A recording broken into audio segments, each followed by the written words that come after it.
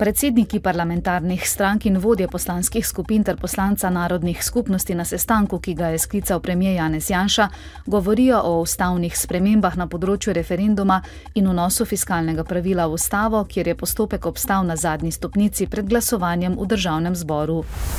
Večja skupina delavcev podjetij skupine Ceste Mostovi Celje je izvedla miren, a precej glasen protestni shod pred celjsko glavno podružnico Abanke Vipe in celjsko davčno izpostavo.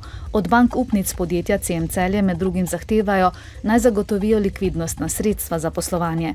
Stavka zaposlenih v družbi Lit, za katere je vodstvo že podalo predlog za stečaj, se bo nadaljevala do izpolnitve zahtev. Te so izplačilo plač za maj, poravnanje prispevkov za zadnje leto ter izplačilo preostanka lanskega regresa in celotni letošnji. Skupina CM Celje zaposluje okoli 800 ljudi, od tega podjetje Lit 160 delavcev, med katerimi je veliko tujcev. Tudi današnje sojenje v zadevi Patria se nadaljuje brez večine obtoženih. Na obravnavo je prišel le nekdanji direktor HSE-ja Jože Zagožen. Sodišče pa danes zaslišuje uslužbenca Patrije Toumasa Korpija, ki se je tudi sam znašel pod drobnogledom finskih preiskovalcev. Sojenje peterici obtoženih, Janši, Zagožnu, Krkoviču, Črnkoviču in Wolfu, se je na okrajnem sodišču v Ljubljani začelo septembra lani.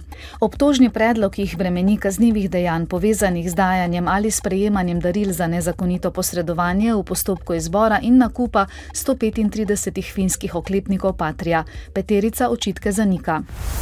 Programski svet Radiotelevizije Slovenija danes na izredni seji razpravlja o soglasjih za sklepanje zaposlitev ter avtorskih pogodb in podjemnih pogodb.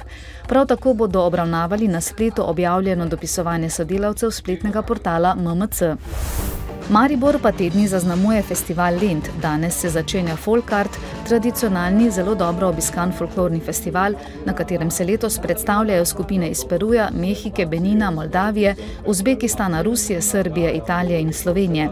Vrhunec Folkarta bo sobotni večer, ko bodo na glavnem odru na Dravi zaplesale vse udeležene skupine, prvi del Lenta pa konča ognjemet. Še naprej bo po večini jasno z občasno zmerno oblačnostjo, predvsem v severnih krajih lahko nastane kakšna kratkotrajna ploha. Temperature bodo jutri od 24 do 29 stopinj Celzija. V četrtek in petek bo sončno in spet bolj vroče. V petek popoldne se spet obetajo posamezne vročinske nevihte. V dnevniku televizije Maribor ne zamudite.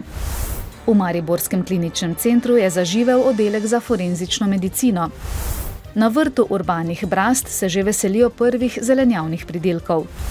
Mariborski nogometaši bodo za obstanek v evropski eliti morali premagati Sarajevo. Bodite z nami ob 18.